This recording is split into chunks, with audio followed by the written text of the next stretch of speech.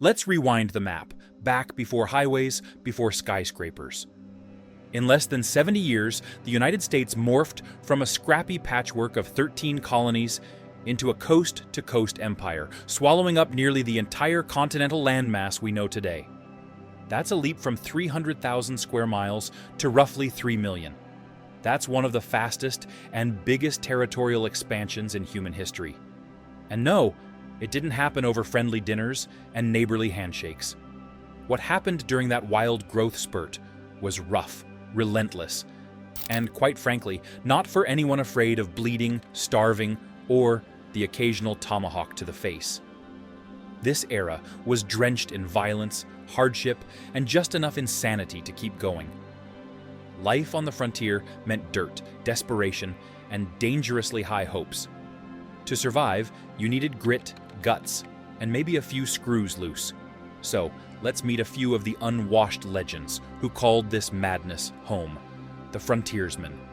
John C. Fremont, the man who kind of invented his own country. Let's kick things off with the guy that wasn't your typical frontiersman, John C. Fremont. He didn't trap beavers or fight bears. He mapped rivers, drew borders, and then sort of just decided to start his own country. In the 1830s and 40s, he was the face of exploration, the government's favorite guy to send into the wilderness, with a compass, a squad of armed men, and just enough political backing to get into trouble. Born in 1813, Fremont started out in the Navy and eventually joined the topographical engineers, which basically meant he got paid to walk into uncharted places, draw what he saw, and come back without dying. He was smart, ambitious, and not especially interested in rules. By the early 1840s, Fremont had teamed up with a group of scientists, soldiers, and wilderness types to chart the uncharted, the Rocky Mountains, the Great Basin, the Oregon Trail. And he was good at it. He published maps and reports that were so detailed and persuasive, people started moving west based on his work alone. You could say he helped sell the dream of manifest destiny, or at least gave it better directions. But like many great explorers, Fremont had a problematic relationship with the people who already lived in the places he discovered. During an 1844 expedition in present-day Utah, his party encountered a native village. Instead of exchanging gifts and shaking hands, they torched the homes, destroyed the crops, and killed several people. And that wasn't a one-time thing. A year later, in California, one of Fremont's horses went missing, likely stolen. His response? He sent his men to attack a nearby Klamath village. Dozens died, homes were burned, and relations with native communities took yet another nosedive. Fremont didn't exactly do subtle. By 1846, tensions in Mexican-controlled California were boiling. American settlers were moving in, Mexican authorities were uneasy, and the U.S. government was sending signals without signing paperwork. Into this mess rode Fremont, armed, charismatic, and ready to do something wildly unauthorized. He met with discontent settlers, helped them borrow weapons and ammunition, and more or less encouraged them to declare independence from Mexico. On June 14, 1846, a ragtag militia raised the now famous Bear flag, complete with a star, a bear, and the words California Republic. Fremont didn't exactly say, "I'm in charge," but he also didn't not say it. Soon enough, people were calling him the de facto leader of the breakaway state. The U.S. Army showed up not long after, and the whole mini-republic folded into the broader Mexican-American war effort. But for a few chaotic weeks, Fremont had kind of invented his own country. It even had a flag. Of course, not everyone back east was thrilled. Fremont wasn't a general or even a properly authorized commander. He was technically a surveyor with a creative definition of job description.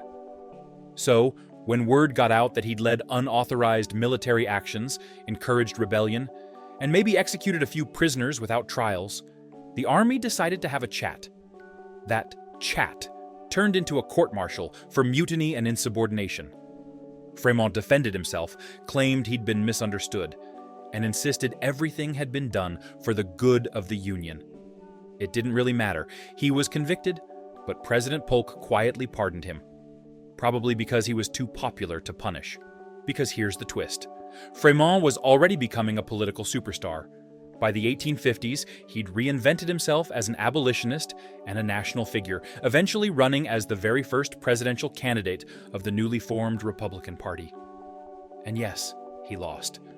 But for a guy who once started an unauthorized revolution, that's still quite a glow-up. Kit Carson, the silent myth in a buckskin coat. If Fremont was the brain of the westward expansion, Kit Carson was the muscle, and the boots, and the gun. Carson didn't write detailed reports or redraw borders.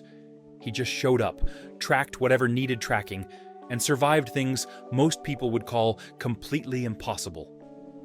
Born in 1809 in Kentucky, he bailed on his saddle-making apprenticeship at 16 to follow a wagon train to Santa Fe. And that was it. From there, he never really stopped moving west. In the 1830s, Carson lived what can only be described as a greatest hits compilation of frontier life. He trapped beavers in the Rockies, hunted with native guides, and slept under open skies more often than in buildings.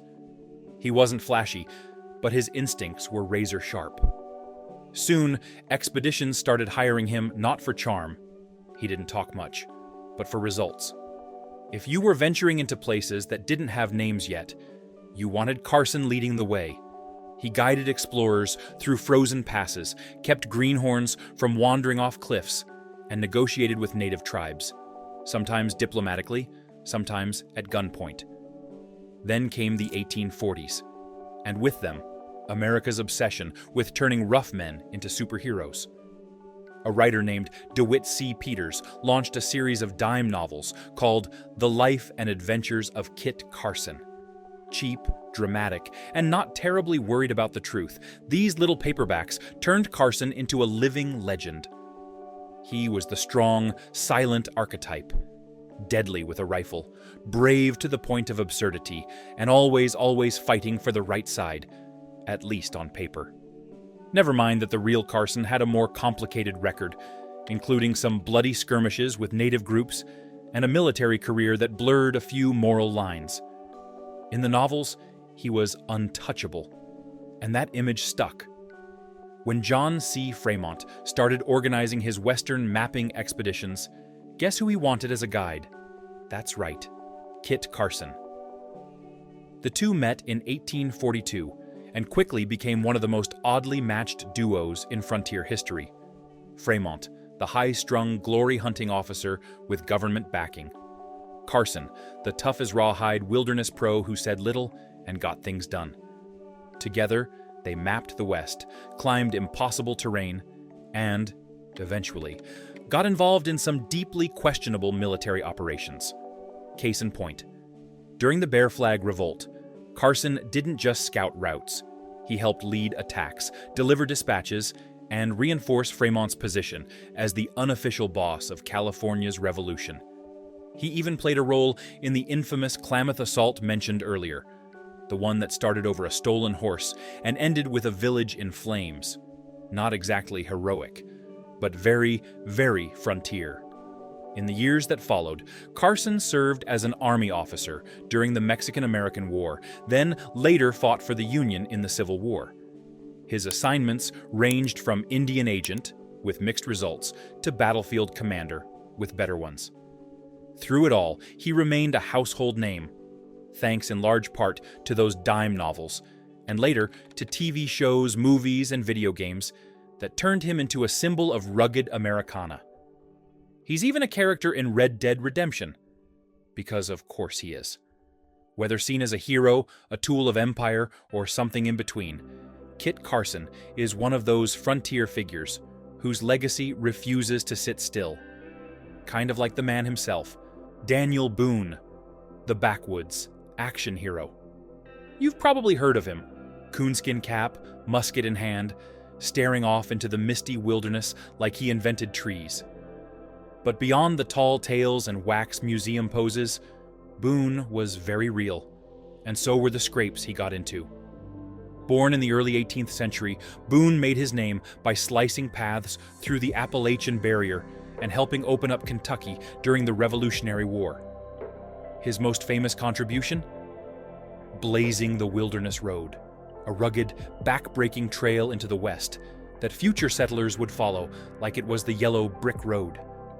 Except, instead of singing munchkins, there were bears, bandits, and plenty of people trying to kill you.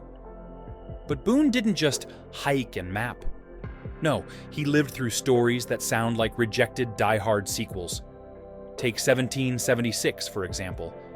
He just established a settlement called Boonesboro, because of course he named it after himself, and things were already getting complicated. That summer, his 14-year-old daughter Jemima was kidnapped, along with 2 other girls, by a group of Shawnee warriors who'd been stirred up by British agents looking to disrupt the American backcountry. The girls were dragged deep into enemy territory, somewhere near modern-day Chillicothe, Ohio, while Boone got wind of the situation and immediately did what any father and part-time wilderness commando would do: gathered a posse and hit the trail. 3 days later, after careful tracking and stealthy maneuvering, Boone and his men stormed the Shawnee camp, killed a few of the captors, scattered the rest, and rescued the girls, all in true frontier action hero fashion. You'd think that alone would cement his reputation. But Boone wasn't done getting kidnapped, infiltrating enemy camps, and surviving completely bonkers situations. 2 years later, in 1778, Boone got himself tangled in another chapter of chaotic frontier history: the Siege of Boonesboro. This time, a much larger force of Shawnee warriors, led by Chief Blackfish and backed by British officers, surrounded the settlement. Boone and his fellow settlers were heavily outnumbered and running dangerously low on supplies. To make matters worse, a number of enslaved fighters — yes, Boone's community was complicit in forced labor — defected to the Shawnee side, taking weapons and ammunition with them. Eventually, Boone and a few others were captured. And now, here's where things get strange. Rather than torture or execute him, the Shawnee decided to adopt Boone into their tribe. They gave him the name Sheltowee, meaning Big Turtle. Yes, that was his actual Shawnee name. No, he didn't get a say in it. Boone lived with the Shawnee for months.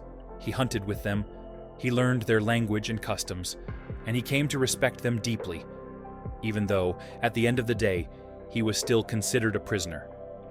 Naturally, Boone tried to escape. One night, he slipped out, only to be caught almost immediately. His punishment? Running the gauntlet, naked, through 2 lines of warriors swinging sticks and clubs.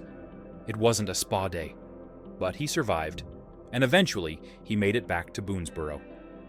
Years later, Boone would write about his time with the Shawnee, describing them as honorable, brave, and skilled. Sure, they kidnapped his daughter, hit him with sticks, and called him Big Turtle, but he admired them anyway. That's frontier life. Strange, brutal, and full of contradictions. Sacagawea, the woman no one expects, but everyone needs. Let's talk about someone who didn't conquer, didn't shoot, and didn't declare herself president of any made-up republic, but without whom the story of American expansion might have looked very different. Sacagawea. She wasn't a soldier or a scout by profession. She was a teenager, a young Shoshone girl. And the expedition that made her famous, Lewis and Clark's journey across the continent, didn't find her. It hired her husband. But it was Sacagawea who turned out to be the real asset. She was born around 1788 in what's now Idaho. When she was about 10 years old, a group of Hidatsa warriors raided her village, kidnapped her, and eventually sold her to a French-Canadian fur trader named Toussaint Charbonneau. How romantic. Charbonneau took her as a wife, possibly after winning her in a card game. The details are foggy and frankly upsetting. Fast forward a few years, Lewis and Clark arrive, prepping their now famous Corps of Discovery. They hire Charbonneau as an interpreter. Sacagawea joins them, heavily pregnant, and still not really asked if this was cool with her. She gives birth during the expedition. She crosses mountains while nursing a newborn. She negotiates with tribes, translates languages, recognizes landscapes from childhood, and, in one critical moment, saves most of the expedition's journals and maps after their boat capsizes. She jumps from another canoe, rushes to the shore, and rescues what she can.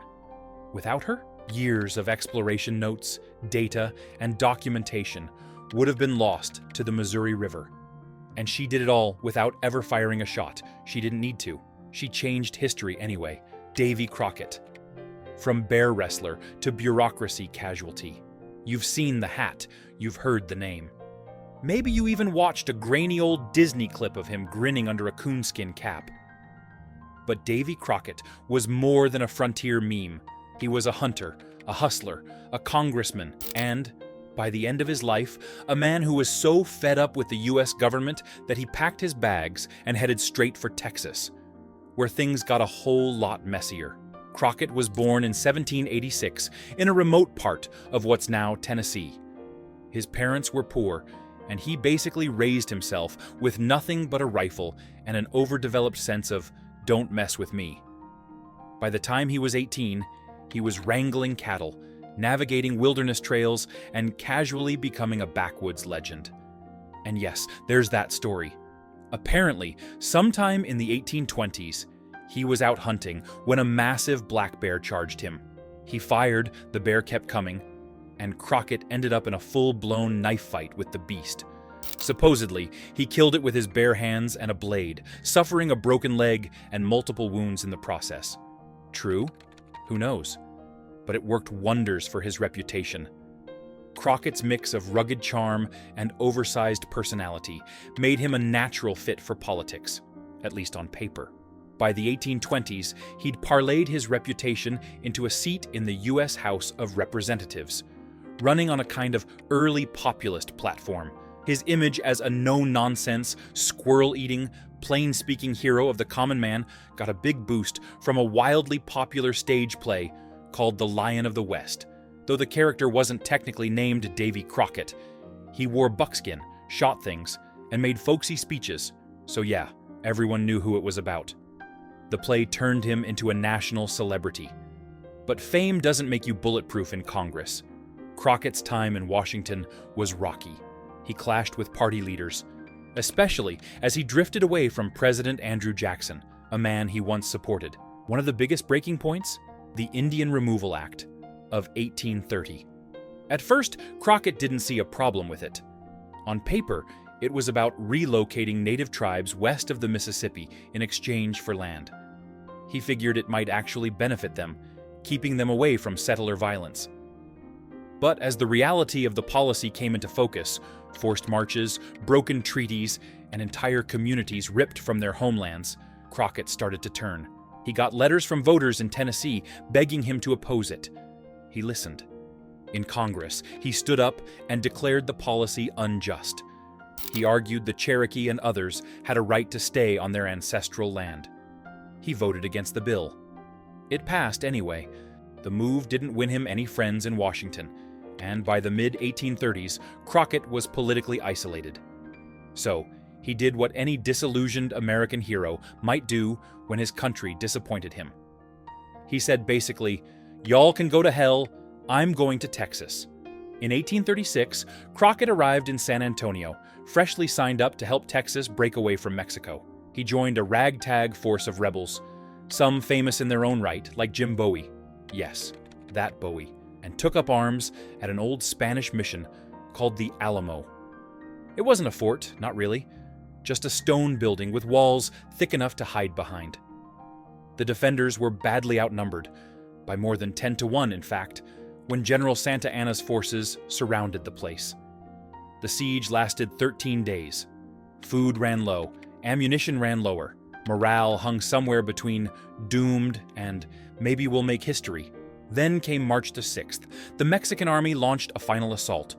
The fight was short, brutal, and completely one-sided. Every defender of the Alamo was killed. That includes Crockett, though the details of how he died are still up for debate.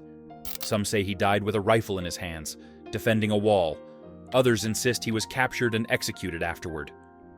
Either way, the man who'd once brawled a bear and sparred with presidents made his last stand in a dusty chapel, far from Washington, far from home, still stubborn, still fighting. The frontier wasn't a place. It was a gauntlet. So there you have it.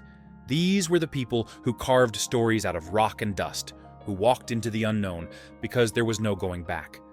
They were fearless, foolish, stubborn, brutal, sometimes heroic. And often all of those things at once. Some became legends by accident, some chased it, some died forgotten, face down in prairie grass.